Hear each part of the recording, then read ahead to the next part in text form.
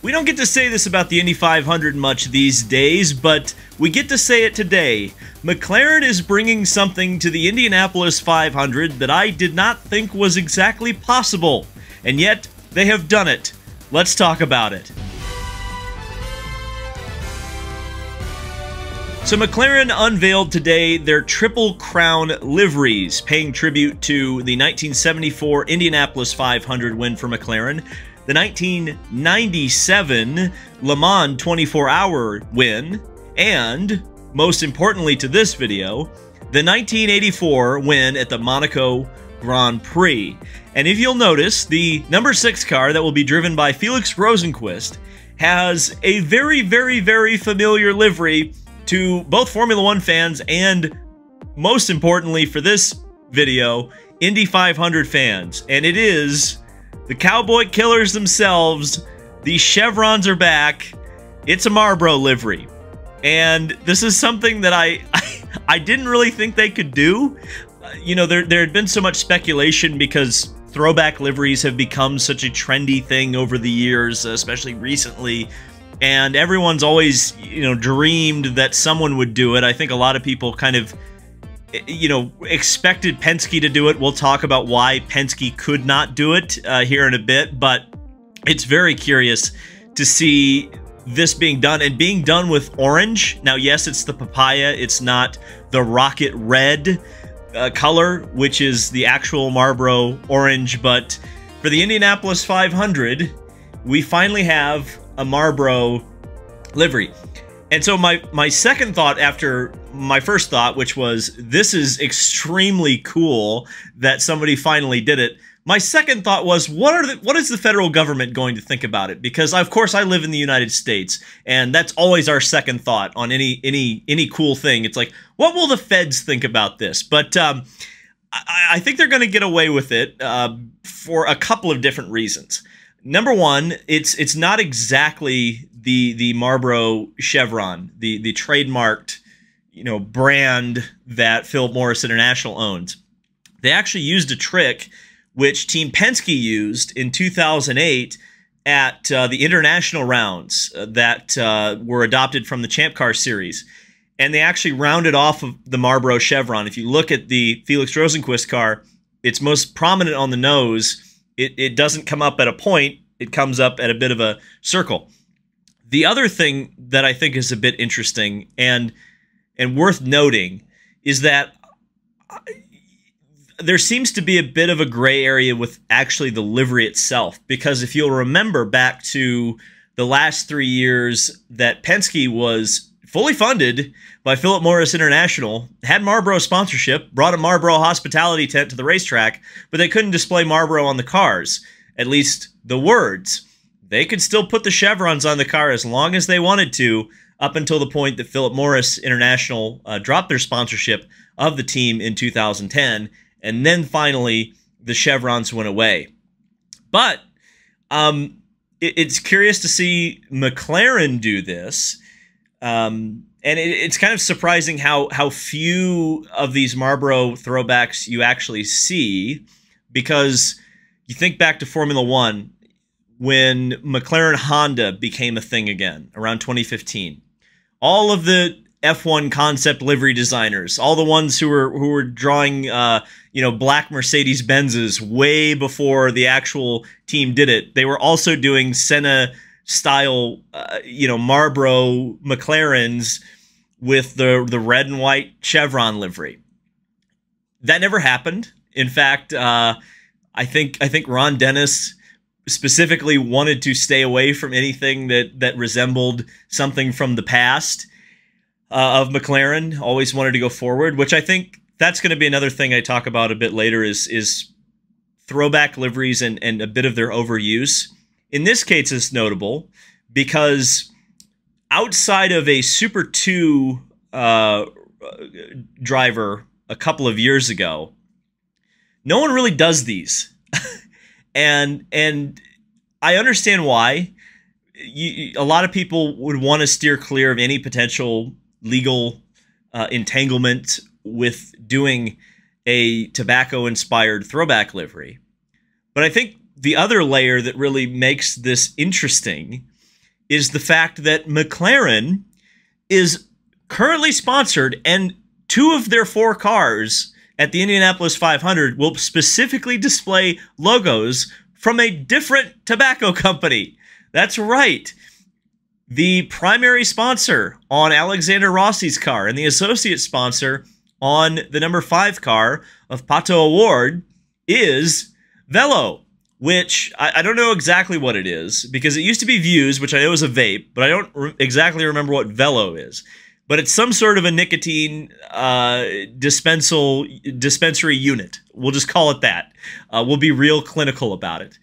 That brand is owned by, I believe, British American Tobacco, which used to be Cool, which used to be Players, which used to be a few different brands that have been seen in auto racing that competed directly against Marlboro. So it's funny that a team, not only a team that is not currently sponsored or have really any kind of connection to Philip Morris does this, but it's the one team on the grid that has a nicotine sponsor. That to me is extremely funny. The other thing about this particular livery and why it happened with McLaren is that, as far as I know, and I did this research when there was the thought that maybe Ferrari would come back to IndyCar, there's actually a Penske entertainment, or not entertainment, but Penske Corporation person serving right now on the Philip Morris International Board. So Roger Penske is still, in some ways, affiliated with Philip Morris International, which distributes Marlboro cigarettes. And therefore, I think even Roger has mentioned this before, he cannot go anywhere near any kind of thing that looks like it's advertising for Marlboro, because he is affiliated with the board of directors for that company. So you'll never see a Penske throwback like this. As disappointing as it may be, and as much history as those liveries have, I mean, you think about 94, a Marlboro Team Penske car won my first Indianapolis 500 in 2002, though some people, of course, debate that. Ironically, beating the British American tobacco car, though it wasn't, again, to kind of subvert the tobacco laws, they put 7-Eleven on the side of the car. So if you're ever curious how 7-Eleven came to be an Indy car, it's because they couldn't put Cool on the side of the cars anymore, so they slapped 7-Eleven. That's part of the reason why you see at some races with Formula One cars where it says like a better tomorrow, where they can't put that on the cars. All of a sudden 7-Eleven shows up. Same deal. That's always fun to think about. It's also kind of funny to think about Pato O'Ward's car, which is a tribute to the 95 Le Mans win for McLaren. And that car, the original car, was sponsored by the Uno Clinic. And if you don't know what it is, hide your kids, because apparently it is a Japanese plastic surgery clinic for your ding dong. In case you're unappreciative of what the good Lord gave you, there's always plastic surgery. So, yeah. Outside of that, Alexander Rossi's car, while it is paying tribute to the 1974 Indy 500 win, I can't help but see Fernando Alonso's 2017 car, and Rossi is wearing a blue suit that is extremely reminiscent of Fernando Alonso's 2019 suit, in which he got bumped. So I'm just expecting a wild Kyle Kaiser to kind of appear out of a bush and just haunt Alexander Rossi all month long. That brings me to the subject of throwbacks. I think in this case, I don't get too excited about paint schemes or liveries. Like, ultimately, it is paint on virtually all the same cars. They're cool to look at, but I think a lot of people, I mean, the minute this got revealed, people started talking about, oh, you know, the Milwaukee race needs to be a throwback race. You know, I think the problem I have with throwback liveries, or the over-reliance on them in recent years with racing, is that, for me, it's okay to be nostalgic, and I'm certainly nostalgic, but you have to realize where that nostalgia comes from. the nostalgia for the past comes from the fact that the past, you know, while it probably isn't as good as we remember it, we do remember it fondly because it was good. And I think the flaw in marketing totally based on nostalgia is that you are, you know, ostensibly admitting that the current thing isn't as good as the thing you're throwing it back to. So for me, I think throwback liveries are cool as long as they are few and far between and notable. And most importantly, I think they need to be affiliated with the company that is actually paying for the livery. It is a bit strange to have a car that we are going to be calling the Marlboro car all month long, but really it's the NTT data car.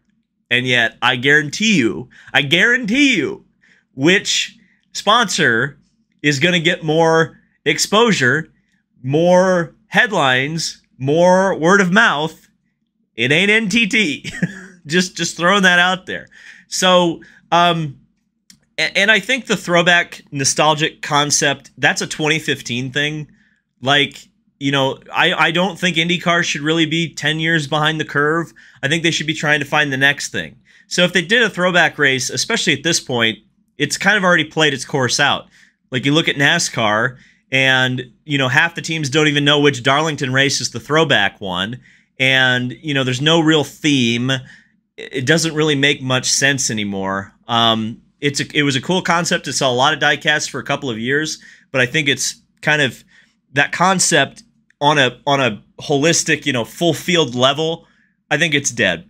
Now, that being said, will I buy all of the shirts and diecast of the number 6 car especially? Absolutely. I'm a sucker for nostalgia. Look at me. I've got the 2008 Long Beach winner, and I've got, you know, appropriately Hot Wheels cars that they sold in the stores with the chevrons on them. So, yeah, I think it's going to be fun. I'm looking forward to the Indianapolis 500. As you can probably tell, and maybe have let me know in the comments, I'm not in Long Beach this weekend. I will be, of course, at the test at Indianapolis this week, but I will be doing a post-race stream for Long Beach, so it's not like we're going without coverage of Long Beach. But inflation's a great thing. We love it. We love it.